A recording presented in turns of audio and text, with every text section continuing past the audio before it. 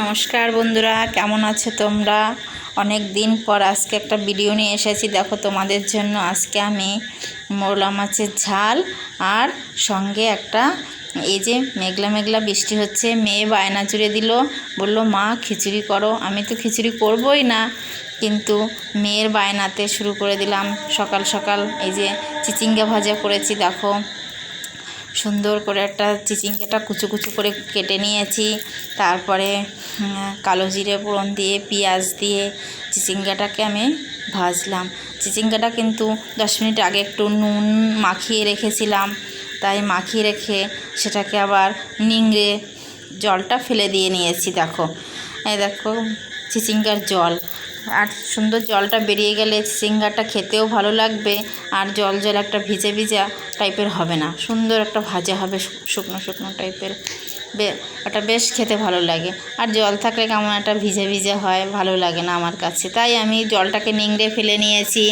এবার দেখো নেড়ে চেড়ে আমি একটু হালকা করে ঢাকা দিয়ে রাখবো, নুন হলুদ দিয়ে ঢাকা দিয়ে রেখে দেব। আর সকালবেলা চিচিঙ্গা ভাজা তো হয়েই যাচ্ছে, আর কুমড়ো সিদ্ধ দিয়েছিলাম, পেঁপে সিদ্ধ, এটা দিয়েই সকালে খাওয়া হয়ে যাবে। এবার আমার মা এরকম মৌলা মাছ এনে দিয়েছে বাজার থেকে, আমার মা কুটতে বসে গেছে মৌলা মাছ, তাই দুপুরে রান্নার আয়োজন করব। তাই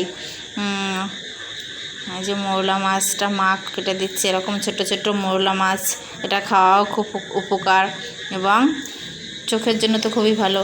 আর এই যে মেঘলা ওয়েদার, দেখো বৃষ্টি হচ্ছে সকাল থেকে। আজকে সকালের বেলা ঘুম থেকে উঠেই দেখি কি যে আকাশটা গম্ভীর। এবার তারপরে মেঘলা ওয়েদার দেখে মনে হলো যেন একটু কি রান্না করা যায়। তারপর ভাবতে ভাবতে এবার মেয়ে বলছে মা আমাকে একটু খিচুড়ি করে দাও। আমি আবার ভাত করে নিয়েছি সকালে, মনেই ছিল না যে খিচুড়ি করব, কিন্তু মেয়ের বায়নাতে খিচুড়ি রান্না করতেও হবে।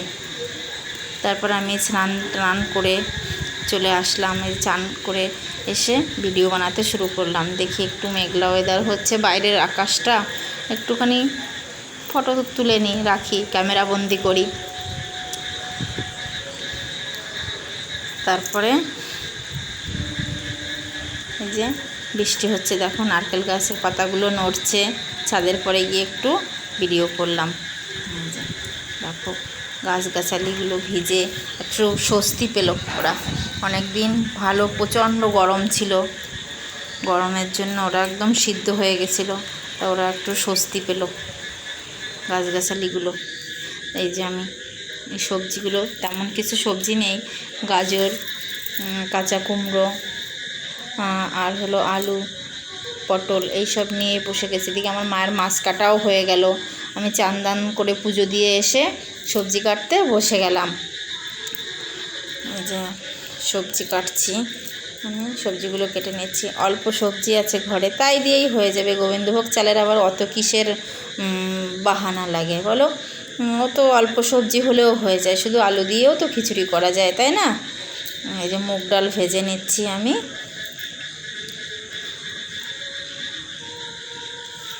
মুগ ডালটা ভেজে রেখে নিয়ে সবজিটা কষাবার, এপাশে আবার মাছ ভাজা বসিয়ে দিচ্ছি।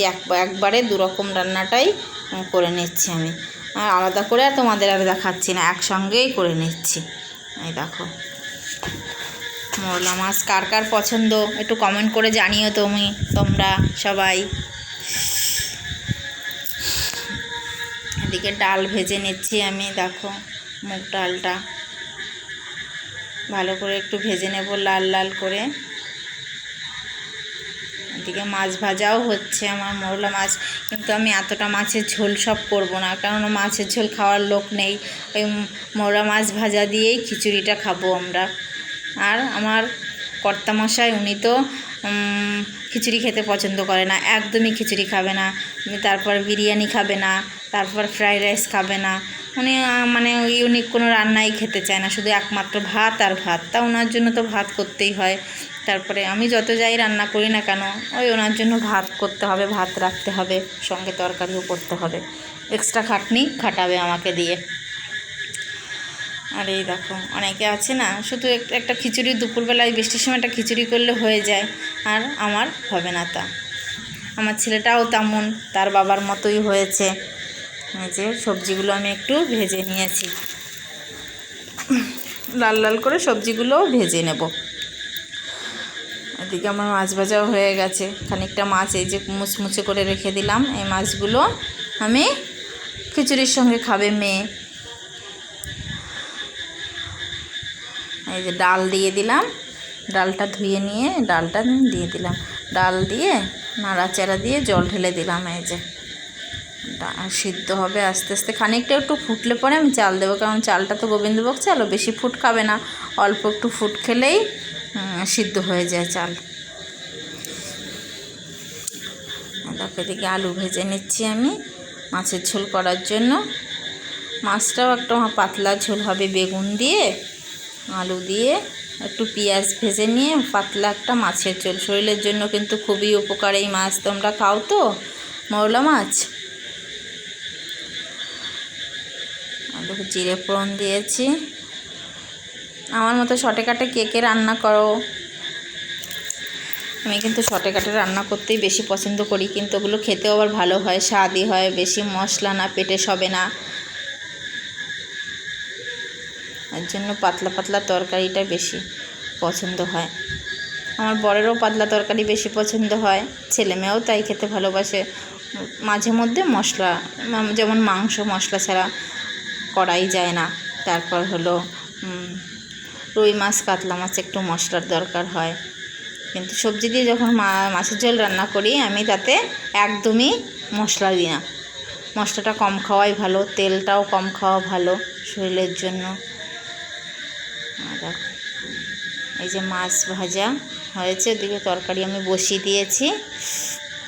গোবিন্দভোগ চালটা এবার দিয়ে দেবো, ওখানে ফুটে গেছে প্রায়, আমি চালটা এবার দিয়ে দেবো প্রায়। আর মাছগুলো দেওয়ার মতো হয়ে এসছে, সবজি সিদ্ধ হয়ে গেছে, মাছ দিয়ে দেবো, দিয়ে একটু হালকা করে ঢাকা দিয়ে রেখে দেবো। মাখা মাখা একটা সুন্দর মোরলা মাছের ঝাল হবে। উপরে একটুখানি ধনেপাতা ছড়িয়ে নামিয়ে দেবো। ধনেপাতা দিয়ে যে সবজি রান্না করি না কেন কিন্তু আলাদা একটা স্বাদ হয় বলো। ধনেপাতার একটা মানে গন্ধটাই হেবি সুন্দর, দেশি ধনেপাতা তো গন্ধটাই হেবি সুন্দর হয়। এই যে ধনেপাতা দিয়ে আমি মাছের ঝোলটা হয়ে গেল আমার মাছের ঝোল। একটুখানি ভাপ দিলেই মৌলা মাছের তরকারি হয়ে যায়। এদিকে প্রায় আমার খিচুড়িও হয়ে এসছে, দেখো এই দেখো সিদ্ধ হয়ে গেছে। এবার আমি এটাকে তেলের পরে একটু ফোড়ন দিতে হবে। এর জন্য কি করব, আমি আলাদা একটা কড়াইতে গরম করে দিলাম, সেই আলাদা কড়াই আমি বসিয়ে দেবো ওপাশে।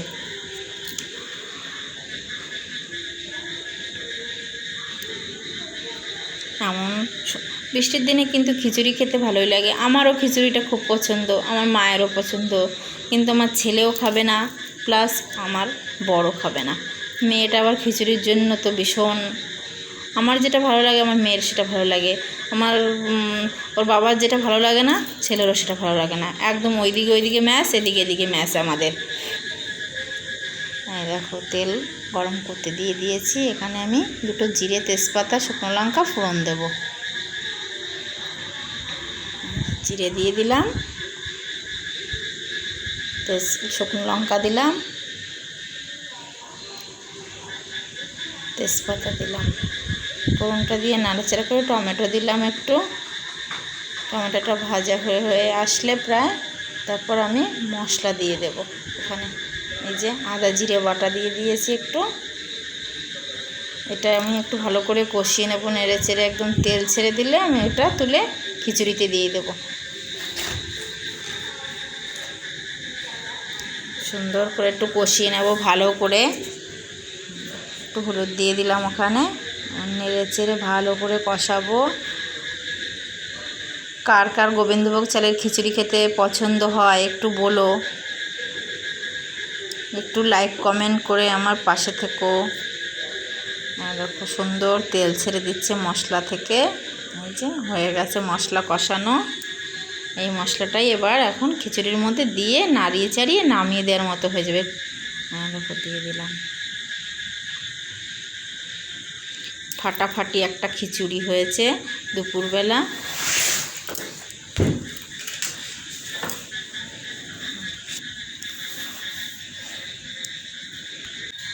দারুণ খিচুড়ি, লোভনীয় খাবার।